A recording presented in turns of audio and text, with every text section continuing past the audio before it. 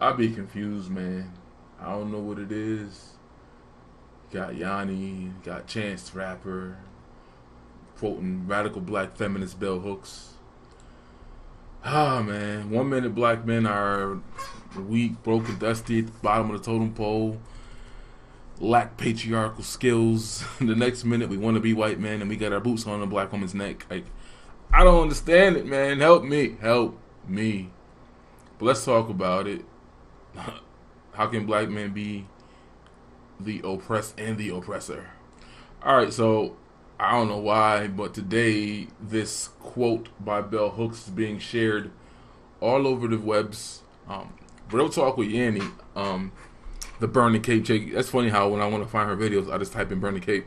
I don't even remember her name, but she posted this and got the little praying hands up and clapping. White women and black men have it both ways. They can act as oppressor or be oppressed. Black men may be victimized by racism, but sexism allows them to act as if act exploiters and oppressors of women. White women may be victimized by sexism, but racism enables them to act as exploiters and oppressors of black people. Both groups have led liberation movements that favor their interests and support the continued oppression of other groups. Black male sexism has undermined struggles to eradicate racism, just as white female racism undermines feminism. Feminists, huh? Feminists is that shit? Is their shit? Is belong? Struggles, as long as these two groups or any group defines liberation as gaining social equality with the ruling class of white men, they have a vested interest in the continued exploitation and oppression of others. Yanni, just to keep it in context, because okay, I get why, I'll get to Chance the Rapper with his very handsome wife.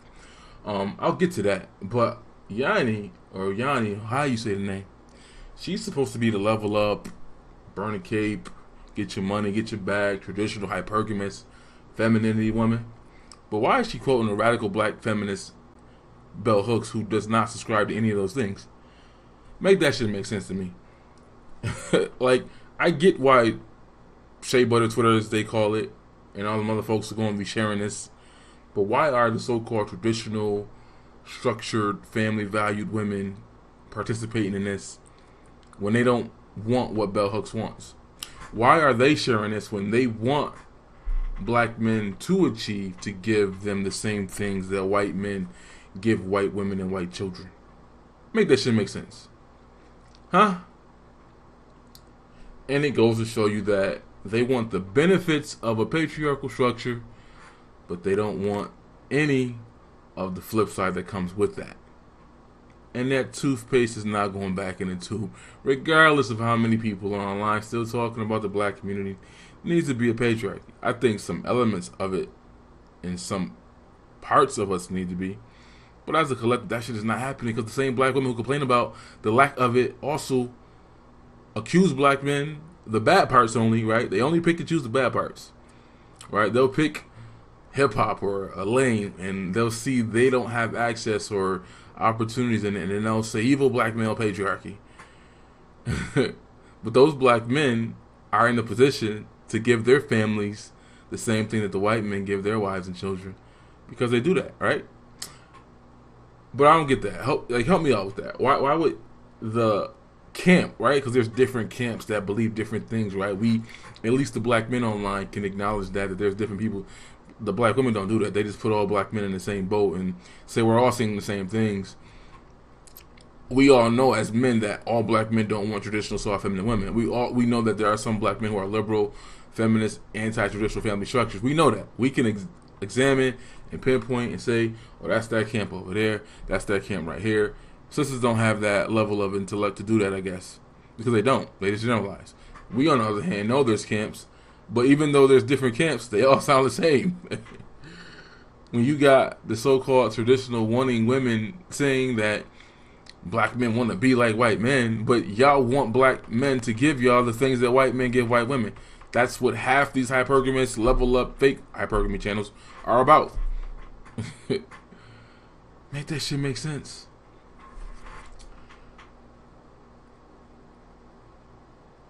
I don't know. Chance is just same thing. He's been on this path. I did my video of what I thought about No Name. I'll upload that. I didn't really care about the situation, but I was bothered by the fact that this man J.COLE simply said, "Yo, I'm ignorant. Teach me," and it turned into a gender war, and it turned into evil. It turned to evil black male patriarchy because the man said, "Yo, stop criticizing me. Stop attacking us. Teach us." Like, one minute I complain to black men won't admit when they need help, and he's telling you, like, teach me, I need it. Don't attack me, help me. And it turned into a whole bunch of nonsense. That video will be getting uploaded too. But I'm like, I get why the shape of the Twitter crowd, feminists, Chance is a little moist ass liberal, and I get why he might be sharing this stuff. The level up fake hypergamous chicks, I don't get why they're on the bandwagon. Now, I will say this, that I remember, you can judge me because I did watch like a season or two of Grey's Anatomy, and I remember that the storyline with the black doctor who ran the hospital, and then the chick who the show's about, Grey's, her mom cheated, and it was showing you, there was this one scene where it was like when they did a flashback when it was like AIDS, and they were showing you how at the same time black men were fighting for their progress, allegedly so were white women, right? And it showed you how like they were the first two who took on an AIDS patient's case when it came out in the 80s because nobody else wanted to deal with it. And, so they took it as, being the bottom of the barrel on a totem pole. And that did,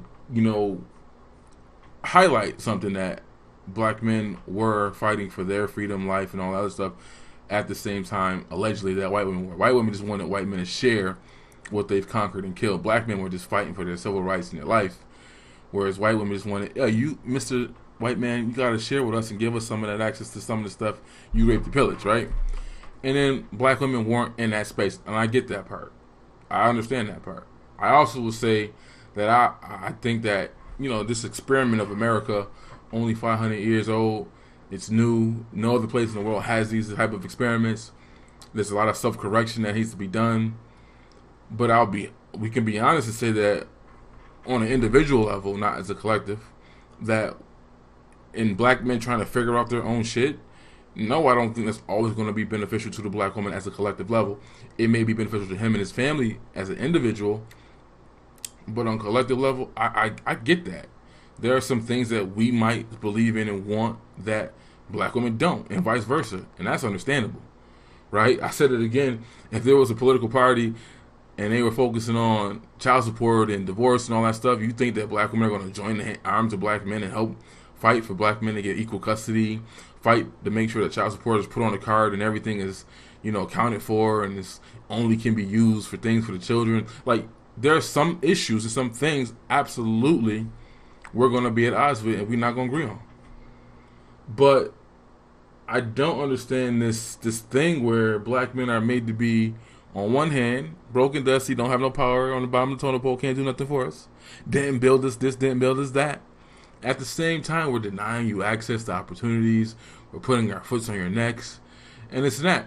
Now, when it comes to hip-hop, because that's the examples that a lot of them use, they'll use hip-hop and music, and again, when certain people get into the system, I think that men keep what you kill. Like, that's just the way of life. When you build it and design it and own it, it's yours. So, of course, when I see black men putting in women that they desire, what they want, the reality is men promote what they want to see. They're going to promote what they want to see, not what women want to see, what they want to see. Now, white women have been doing it long enough to where they can promote what women want to see and get paid on both ends. Black men ain't there yet.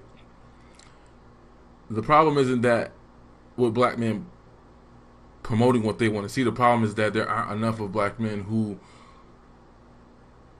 like what they want to see, what black women want to see as well. They're just not in a position of power to do it. That's how I look at it. And this is something that Thug Tisha pointed to. But like, out of all the elements in this world where black men have what seems like some power, right? The comedy, music, movie, entertainment. It's their first chance at, getting their ish off. And they're going to put on what they want to see. They're going to put on what they like, the content that they want to share. They're going to tell the story. They're going to be the hero or whatever they want. Women do the same shit though in their spaces. You go to Ebony Essence, hashtag Root articles, the Griot, Black Voices, all that. You name it. Black women, Zane books, them garbage hood booger books. They do the same thing in their content, so I don't understand why they act like this is a problem. Anybody who builds anything is going to dictate how it operates, how it looks. That's just life. So I don't think you can use that as an example, which is their go-to of, you know, black men using their power, right? Remember, the Grapevine did a video about something about cultural appropriation or something. It was about that Becky with the booty and how Daniel Caesar defended her, and they were all attacking the black men in the industry about it. But I'm like, this is your example of oppression? Is that, you know, they let this Becky do too much? Which, again, I agree, they let her do too much, but it's their space, it's their lane. They control it. They can do what they want with it, right? But I don't know, man. We go from being the oppressed and the oppressor. The irony thing is that if there's no conversation in 2020, if it's always going to be the evil black man and it's always his fault, I get it. Both black men and black women have issues. And I don't mind dealing with each issue at a time, saying, well, we're not talking about black women right now. We're talking about black men. I get it. All the Pookies and Ray Rays, all the murders and all the nonsense going on in the community, that all has to be addressed. One of my homies on Facebook posted something about, we got to address hip-hop and the danger and the damage that it's done. And it's ironically a bunch of black women pushing back against that. And he's caping Derek Jackson for them, talking about, you know, well, they're calling women bitches and blah, blah, blah, blah, blah, and this and that. He's putting on the cape for y'all, and 90% of the comments pushing back against that are black women. Saying, and to me, I believe with freedom of speech. I believe with freedom of expression. Contrary to belief, Thought Crimes has said in one of their videos that white supremacists, that they should be teared down and taken away and moved from all platforms, and if they make their own platform, it should be shut down. No, I don't agree with that. I believe that people should be able to express themselves no matter what, even speech I disagree with. I think that the people who own the platforms can dictate whether or not you do that on their platform, but I'm not trying to shut nobody's shit down because I don't like what they got to say, because I don't want them doing that to me. But when it comes to hip-hop, which has not really had their Me Too movement yet, they getting in Russell Simmons' ass right now, pause, we're going to have to bring back Bambaataa, you know. But, yeah, we can address some of the stuff we talked about in hip-hop. Yeah, we can critique the culture. If we wanted to succeed and we want to be honest, we have to address it. I don't think it shouldn't exist, but we can critique it and talk about it and think, like, what did we do wrong back then? And what can we do now to change it, or how can we fix it? Absolutely agree with critiquing the culture. I just don't believe in censorship. But yeah, man. Every day we look up. Think about that. This was tweeted by Chance Rapper, has a lot of influence. He did the no name bullshit. Now he's sharing this Bell Hooks tweet. And I'm just like, do black heterosexual men have any friends? Like, goddamn, like, we get it from the black men, the Steve Harvey, Hill Harper, Derek Jackson mofos. We get it from white media. We get it from black female targeted media. We get it from LBGT, Billy Porter. Like, we just oppressing everybody while sitting at the bottom of the barrel, huh? Because I just don't get that. And I'm thinking this is not helping. Like, and what I was going to say before is, like, if we're critiquing the black community as a whole, right, we got to be honest about what some things are. I should post a clip into this video if it won't get messed up. But all this matriarchal shit. Boyce did a video about black love, and then you had Zaza and the Trees Hugger Ali talking about the black community was matriarchal. Then some dude who I'm assuming is a historian, he didn't do what everybody else does. It says Africa as a whole continent. Like, which one? Which tribe? Who was matriarchal? Who had this matrimony leadership thing with women in charge? But he just cut like a chunk of Africa off. Big ass continent, but he cut a little chunk of it off, like maybe 5 or 6 different countries, and said, yeah, see this line right here? They was matriarchal and it worked for them. But we got to be honest about who we are. I'm not arguing against a structure of black people that black. I'm not going to charge black men with for a lack of a structure that we don't even believe with the men or the women.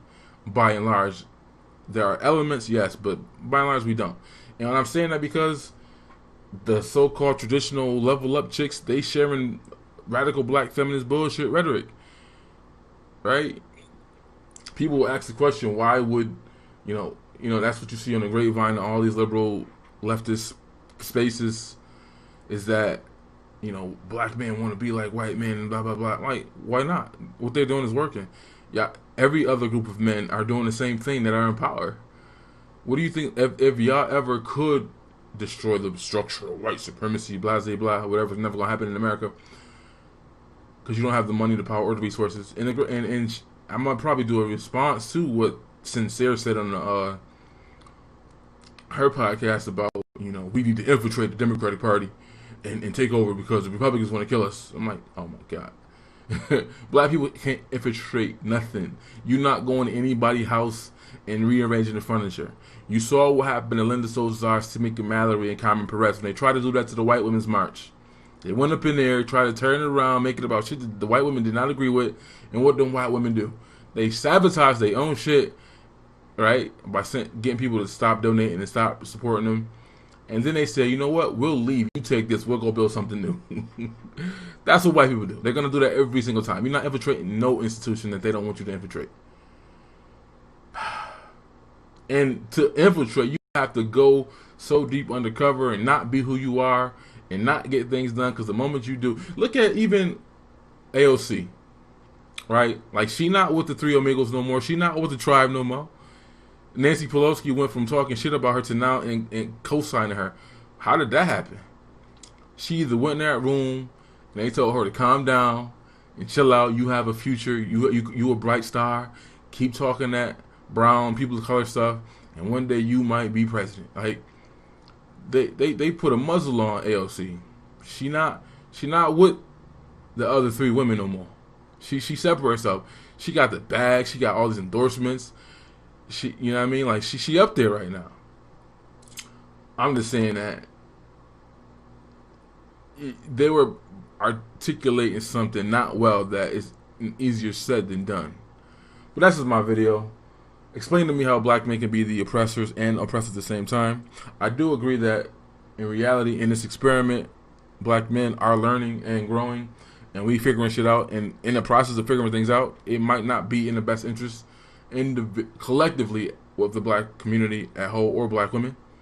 There's a lot of options for black men to do, whether it's just stay and invest and go here, hop the fence, leave the country. Like, there's a lot going on. I'll admit that it's not always going to be in the interest of a black woman. Likewise, black women are doing the same thing. And that's one thing too I wanted to look at, because remember when Obama did not policy but it was charity, My Brother's Keeper. Remember how many black men, like, the media didn't even cover that. It was like 10,000 black men wrote letters to Obama like, don't you dare do My Brother's Keeper without including black women and girls. Don't you dare give, black men at the bottom of the barrel. This policy, this ain't even legislation. This is the most powerful man in the White House, in the country. Got a pen, all right? Remember he said, I got a pen when it was dealing with DACA and illegal immigrants, but he didn't use that pen to address black men and black boys, right? And he's up there like, well, we're going to do this little policy. This is a bunch of charity with corporations and stuff. We ain't going to do no real policy. And then you had to mess it up even more and dilute it by saying people of color, not just black boys, right?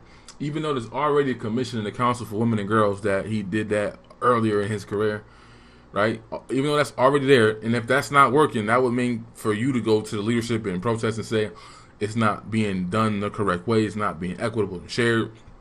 Blah, blah, blah. They didn't do that. Y'all went and attacked Barry and said, how dare he give anything to black boys? But it was black men, educated black men, that led that charge. And then Rosario Dawson and all these fake-ass, annoying-ass celebrities wrote letters, Ava DuVernay, you name it, to cock block and say, nope, you need to include girls. A bullshit-ass, pointless policy that don't got no substance, is all symbolism. And black men led the charge. When have you seen black women do that for black men? When black women are in HR positions in hiring, do they choose their race over their gender? Right? Are they even hiring their own black sons that are black men? Are the only group of men that are more unemployed than women? Are black women in these HR positions? Are they using their platform to hire, or did they join with white women, or join into womanism? Again, if we're gonna critique the black community, we gotta do it as a whole. Stop doing this blame shit as if we're not both accountable. The bullshit is bi-directional or unidirectional. There's enough shit on both sides. Don't act like black women don't use that white supremacist power structure, as you call it, to retaliate or to get black men to do what they want them to do. Whether it's using the court system against them, against their children, whether it's using that court system to call them and get them arrested and incarcerated. Don't act like y'all don't. It's enough bullshit blame to go around for both parties. And again, if we not coming at it from an angle like that, I reject it. And you're not going to hear any mainstream celebrity like Chance or anybody else do that. It's always going to be evil black man, what can we do to help black women? And never address the elephant in the room. Never address the fuck shit that they do too. And you're not going to get anything solved by doing that. Gender war that everybody says does not exist. It absolutely does. And you got celebrities, because it's profitable and it's popular to do so. Remember, you go, and I said this will be a video by itself, but when you listen to men like even Derrick Jackson or Steve Harvey or Charlemagne or D.L. Hughley, right? D.L. Hughley be sitting up here talking all types of shit about Trump and black voters who don't vote Democrat, and this man's daughter got raped by his friend. He didn't do shit about it. His illegitimate child that he was cheating on his wife with got killed by the boyfriend. He didn't do shit about it. He failed to protect 2 black children, yet he got the mitigate gall to sit up here and act self-righteous and on some type of a soapbox. Nigga, you failed as a man and a father and a husband. But you sit up here and critique black men. But why does he do what Chance is doing and all the other Hill Hopper, Derrick Jackson, Steve Harvey motherfuckers doing? Because it's too many black men in positions that they fucked up in their own lives. So they have to do this content the way they do. Charlemagne talks about, I've been with my wife 23 years, but I've only been faithful to 3 out of the 23 years. Like, men like that have to talk the way they talk and pander and do all that because they've messed up and they got to correct their own shit. You get a black man who's never oppressed, never hurt, never did anything, they can be critical and be honest about what they see because they ain't got nobody gonna bring up their past and say, oh, you did this. Let Charlemagne or D.L. Hughley have had a different opinion on some of these issues and how they addressed it in pop culture. They would kill them because they got a past of being disrespectful, being shitty, and derogative toward black women. I'm out.